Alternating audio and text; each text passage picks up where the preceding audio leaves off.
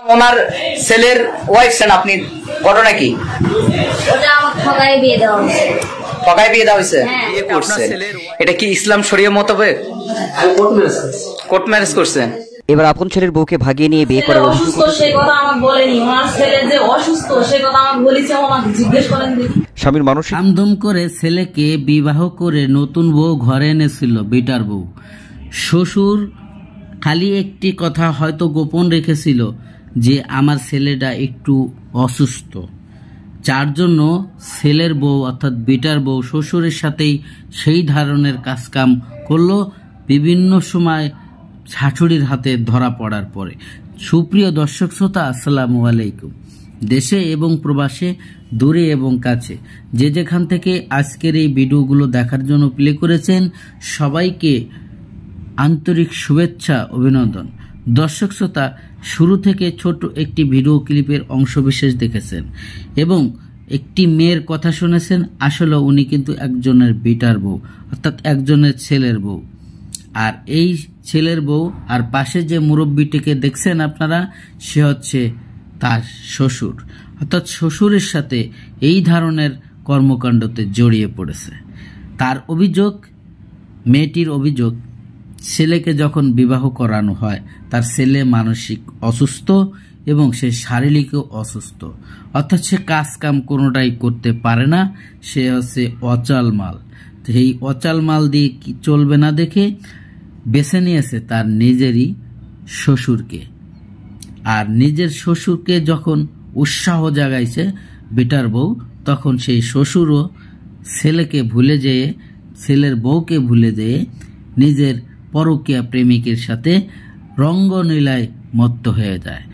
এলাকাবাসীরা যখন ঘটনার জানাজানি হয় এবং নিজের ফ্যামিলির লোকজন যখন ঘটনা জানাজানি হয়, সেই মুহূর্তে উনি বাড়ির থেকে পালিয়ে চলে আসে। পালিয়ে এসে একটি গ্রামের ভিতরে ওঠে, আর ওখানেও তারা থাকতে পারে না, চলে এসে একটি শহরের হোটেলে। সেই হোটেলের যে ঘটনাটি ঘটলো, ছোট্ট করে কিছু কথা বলবো আপনাদের সাথে, একটু ধৈর্য সহকারে কন্টিনিউ করবেন। প্রিয় দর্শক শ্রোতা, একজন ছেলের বউকে তার নিজের শ্বশুর কিভাবে আনতে পারে, এই ঘটনাটি মোটামুটি যখন জানাজানি হয়, এলাকায় একটি গরম ভাব বিরাজ তৈরি হয়। গ্রামের মধ্যে একটি অশান্তি বিরাজ করে। তার ফ্যামিলিকে গ্রামে থাকতে দেবে না, ছেলেকে থাকতে দেবে না, ছেলের মাকে থাকতে দেবে না। গ্রামের থেকে যখন বের করে দিতে চায়, তখন সেই শ্বশুরে কি বলছিল, তখন তার শ্বশুর বলতেছে যে সবকিছুই সাজানো নাটক এবং আমার ছেলেরও কিছু হয় নাই, আমার ছেলের বউ আমার সাথে এই ধরনের কাজ করার জন্য, বিবাহ বসার জন্য এই কাজটি করেছে। প্রিয় দর্শক, শ্বশুরের এখানে মতামত ছিল, ছেলের বউকে সে প্রতিশ্রুতি দিছিল যে আমার ছেলের সাথে যদি তুমি সংসার না করো তাহলে আমি তোমাকে বিবাহ করব। একটিবার কি ভেবে দেখেছেন, ছেলের জন্য বউ এনেছে, তার হয়তো বেটার বউ, ছেলের বউ, সেই ছেলের বউকে সে নিজের বউ করে নিল। এক্ষেত্রে এই ছেলে যদি তার বাবাকে কোনো একটা কিছু করে বসে, দুনিয়ার থেকে হয়তো রাগের মাথায় বিদায় করে দেয়, তাহলে কি তার সমস্যা হবে? তাহলে কি সে পাপ করবে? আপনাদের কাছে বিচার রয়ে গেল, এই ধরনের শ্বশুরের কি বিচার হওয়া উচিত এবং এই ধরনের ছেলের বউয়ের কি বিচার হওয়া উচিত? দর্শক, কমেন্টে আপনারা জানাই যাবেন। আমি বেশি কথা বলবো না, চলে যাব সে গুরুত্বপূর্ণ ভিডিওতে যাওয়ার আগে ছোট্ট করে একটি রিকোয়েস্ট করব।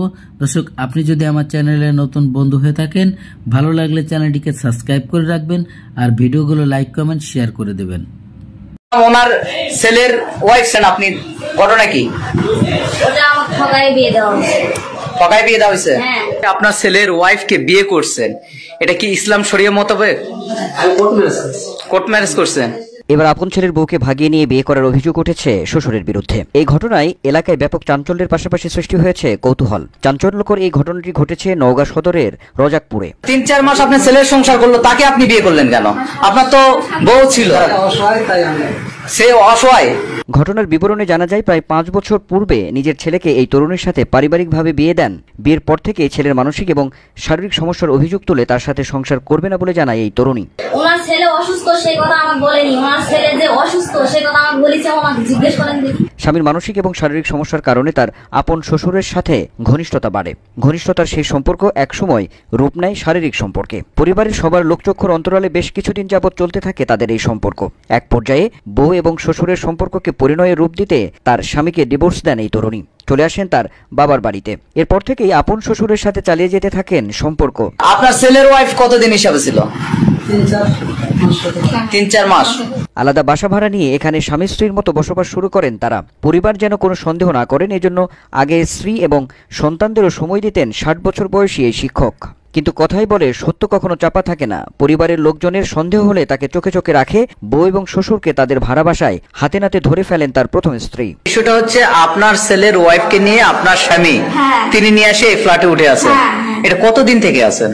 হাতে নাতে ধরা পড়ার পর বলেন 5 বছর পূর্বেই বিয়ে করেছেন। প্রথম স্ত্রীকে ডিভোর্স দিয়েছেন কিনা এমন প্রশ্নের জবাবে তিনি বলেন ডিভোর্স দিয়ে শরিয়া মোতাবেক ছেলের বউকে সে স্ত্রী হিসেবে গ্রহণ করেছে।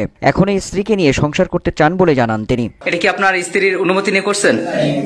আমি তো আমার স্ত্রীকে ডিভোর্স দিয়ে দিচ্ছি। এই স্ত্রীকে উনি বলতেছে আপনাকে ডিভোর্স দিছে, দিয়ে আপনার ছেলের ওয়াইফকে বিয়ে করছে। আপনি কি বিষয়টি কি জানতেন? এদিকে পুত্রবধূ বলেন তাকে অন্যায়ভাবে সবকিছু লুকিয়ে মানসিক ভারসাম্যহীন তার ছেলের সাথে বিয়ে দেওয়া হয়েছিল।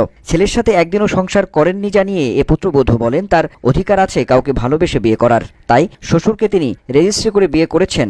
এখানে তিনি কোনো অন্যায় করেননি। আমার ওনাকে বিয়ে করার ইচ্ছে হয়েছে, আমি বিয়ে করেছি। আমি আমার ছেলের সাথে সংসার করতে চাই না, সংসার করিও নি। কত বছর পূর্বে তাদের বিয়ে হয়েছে আর কতদিন যাবতই বা তাদের এই সম্পর্ক জানতে চাইলে এই পুত্রবধূ এক এক সময় এক এক রকম কথা বলেন। ওনার ছেলের সংসার কতদিন করছেন? আমি ওনার ছেলের সাথে সংসার করি। স্বামী এবং পুত্রবধূকে একসাথে হাতে নাতে ধরার পর প্রথম স্ত্রী জানান তাকে তার স্বামীর ডিভোর্স না দিয়েই পুত্রবধূকে বিয়ে করেছে। আপনাকে যে ডিভোর্স দিছে বলে দাবি করে, আপনাকে কি কোনো তালাকনামা কি পাঠাইছে? হিসাবে তো মোবাইলে তো অনেক কিছু আছে। বেশি হয় না, মানে আজকে প্রথম তাহলে আপনি খাড়ের নিচে ঢুকছেন কেন? আমি আপনাকে বলি যে মানুষ আমি আই বসছি মাত্র। হ্যাঁ কিল্লে আছে, কিল্লে আছে। কে কইছে? কে কইছে আজকে? হ্যাঁ ফোনে কইছে তো আমারে বলতে বলে নাই। বাড়ি মোবাইল কয়জন মানানি ফোনে কইছে, ফোনে কইছে কইছত নেই। এটার কইছত নেই আইতে বলি কইছত নেই। এই কত কষ্ট না তুই তো কত সকালে তোরা কইছত। আচ্ছা তুই না কইলে কি আইলো কইলে?